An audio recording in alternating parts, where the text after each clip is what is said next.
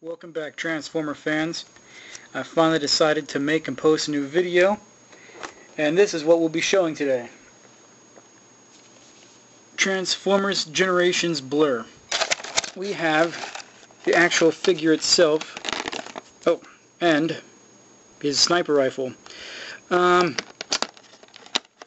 those of you who are big G1 fans, you know that Blurr was, this really fast-moving, fast-talking, hyperactive, caffeine-guzzling Autobot who just couldn't keep his mouth shut.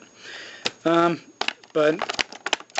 when the character was re-envisioned for IDW's run of the Transformers comic books, they decided to go in a different direction with the character.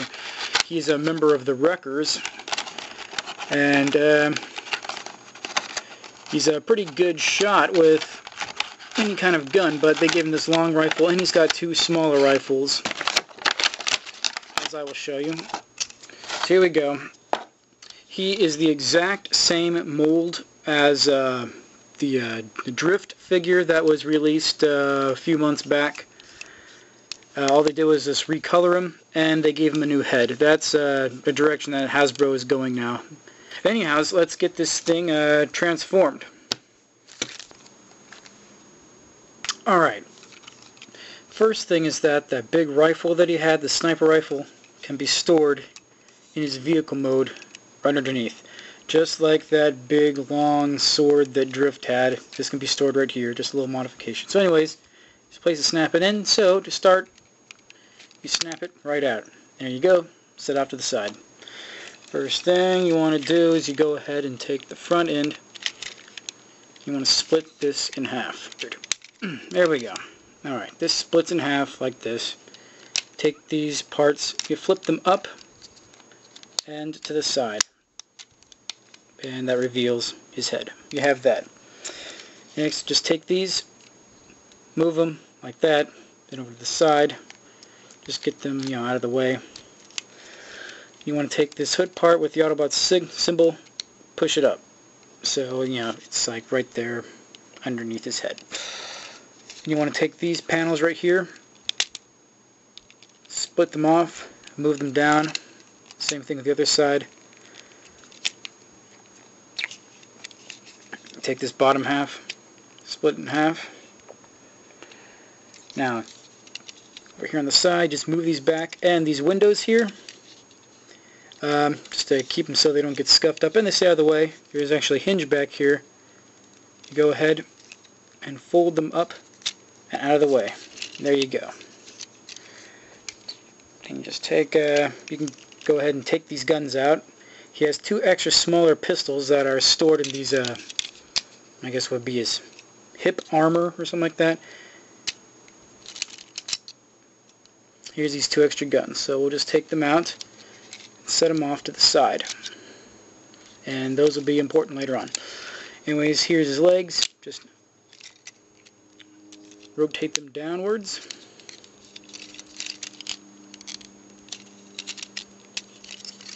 And here's his feet. Rotate them up. Kind of lock them into place there.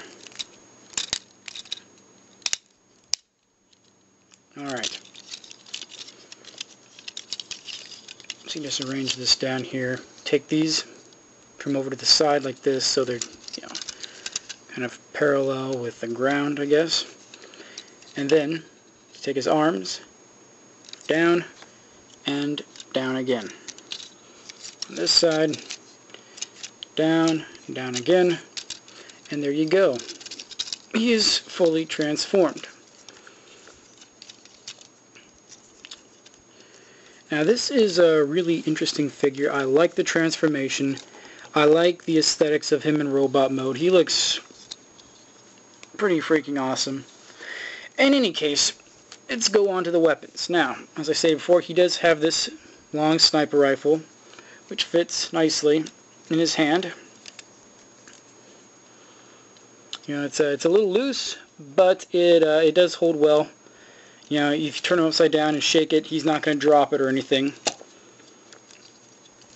So you can put him into some kind of badass pose where he's got the gun right here, and then he's got pistol down here.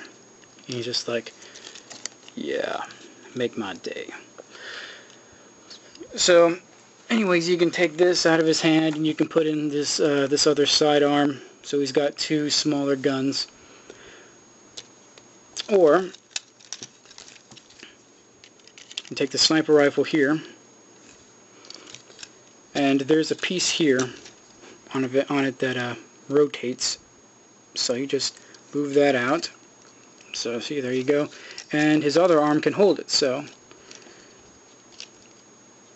just move that in there, and then he can, just sight along the thing, and here you go. Something that's really awesome is that you can take this sniper rifle,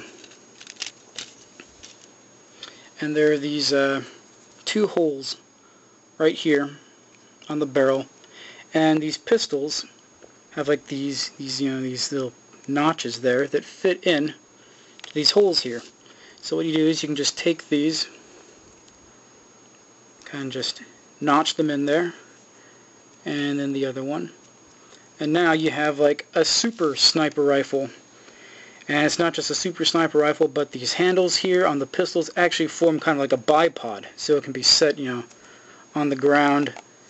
And I'm going to show you how awesome it looks just, lying down in sniper mode and everything. So just get that in there. He's holding onto it again. Then what you do is you just, you get his head up, you raise his arms,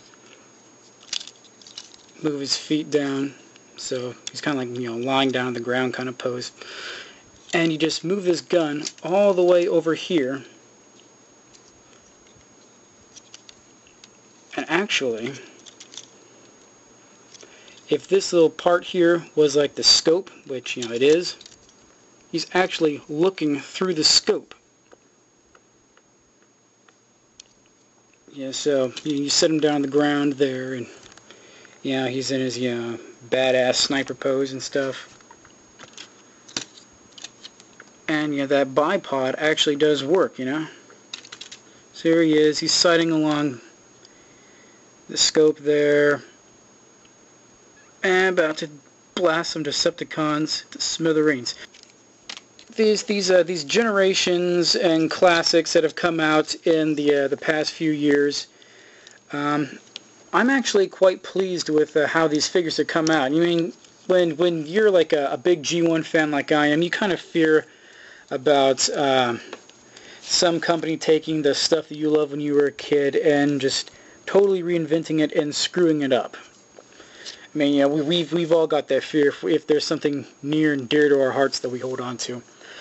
But this guy, along with pretty much all the other classics, I actually enjoy their reinterpretations of them. I would have kind of preferred a flashier vehicle design for Blurr. I mean, he was like some kind of Cybertronian super race car in the first one, and then the animated series, I mean, you all know what he looked like there. He had some kind of a pointy, kind of spindly vehicle form, and then he was super skinny in robot mode. But this guy, as a sniper for the Wreckers, I think that it comes across very nicely. It's a really great reinterpretation of the character. I mean, for the vehicle mode that it is pretty much damn near perfect. I would have preferred a larger spoiler. Here's the spoiler it has on it. It's not much of a spoiler. It's just a little wing kind of sitting there. But other than the spoiler, I think it's a really great vehicle mode for this guy. And the robot mode, I mean, these wing thingies here, they do tend to get in the way a little bit, but it's kind of like a necessary evil. But the fact that they kind of utilize them as holsters for these pistols here, but I think that they utilize this kibble quite effectively. The one thing that really kind of bugs me though is the shoulders here. They don't really allow for the arms to come down. There's not a whole lot of great range of movement. I mean, that's all you're going to get right here. And he's got some pretty dynamic posing with the legs, I suppose. I mean, mean, I'm not going to... Oh, look at that. Alright, so he holds a really nice pose just standing on one foot there. So, there you go. He's got some nice balance to him, too. So, hi-ya! Cha! I really do like the figure. The color scheme is excellent. It's not too flashy in vehicle mode. The colors really mesh well together in the robot mode. It's a very solid figure.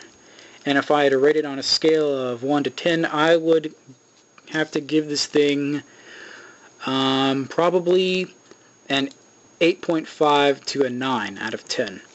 That's all I have for you this time. Go ahead and try and check back later on. I might have something for you in the very near or far future, probably far. And that's all I have for you this time. This is me, signing out.